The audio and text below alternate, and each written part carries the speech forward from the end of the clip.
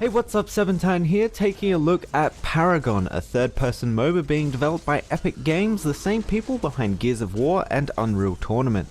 Paragon places you right in the action in a similar fashion to Smite, fighting off your enemies with good aim and numerous ability. Looking at the map in the top right, you'll probably notice straight away that Paragon is keeping with the traditional MOBA format employed by the big two, League of Legends and Dota 2. It contains 3 lanes and a jungle, as well as the usual layered tiers of towers leading to each team's base and nexus. While the format does look pretty standard, there are a couple of things that makes Paragon a little bit different. First off, the jungle isn't just flat terrain. Instead, it provides numerous vertical vantage points and dead ends that can make it a little confusing to navigate for newer players, but also provides some really unique combat situations and strategies. Also, as an added feature of the jungle, there are harvesters that can be placed by players to slowly accumulate harvestable experience points and are primarily for use by the jungler so they don't fall too far behind in terms of levels, but they're also harvester locations on the far side of the map for bottom and top players to take advantage of. For ganking other lanes, there are also these pools of invisibility you can stand in while waiting for the right opportunity to attack. The jungle also holds one more unique mechanic from the usual formula, and that's Paragon's version of Roshan or Baron, depending on which of the big two you pay attention to most. While the actual creature you'll be fighting is still very much a work in progress, what you'll receive from defeating it isn't, that being a special orb that can be picked up by a single player and then must be delivered to a shrine on your opponent's side of the map in order for your team to gain a pretty significant buff. The player that carries the special orb though is displayed on the minimap for all to see, making it incredibly difficult to make it to the shrine safely. Being in the third person perspective and staying true to the MOBA based formula, Paragon can feel very slow at the beginning of the game, with very slow auto attacks and slow movement. Your attack speed and movement can be increased with the cards, but there is also a slight change with the usual movement too.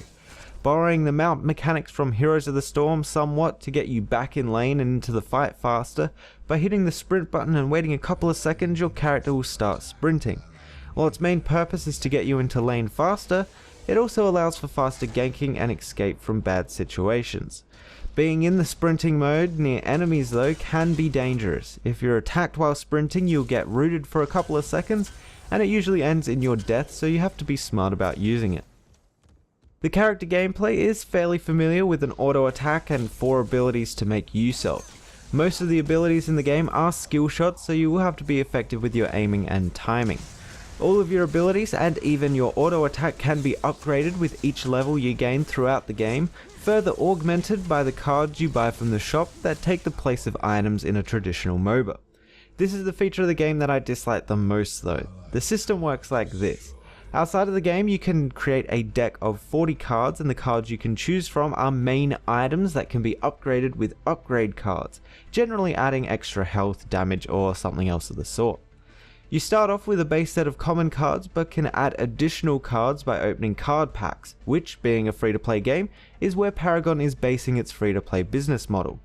Unfortunately, the system is prone to imbalance due to the randomness of obtainable cards, and it's just generally unenjoyable constructing a deck, at least for me. But it is required to even be somewhat competitive. I would have much rather had set items purchasable to put everyone on a level playing field, but then the game would have had to find another portion to monetize. The graphics of Paragon is something that has been highly praised, and for good reason. The game on its highest setting is absolutely beautiful, from the extremely detailed environment and characters to really awesome particle effects.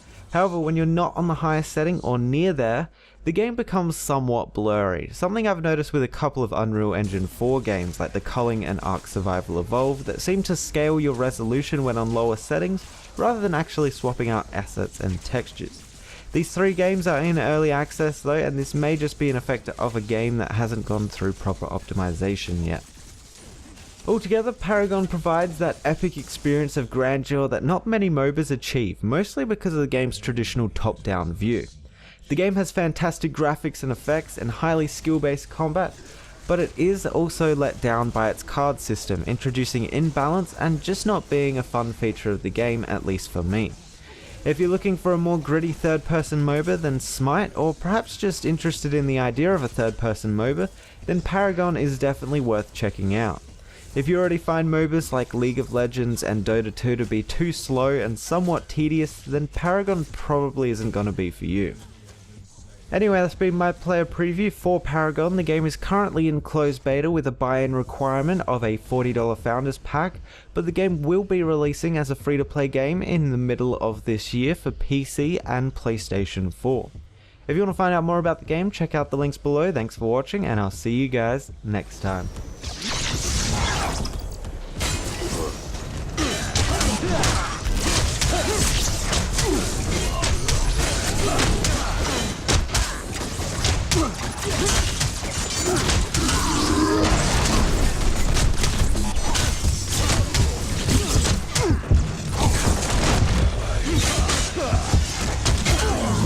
Insane.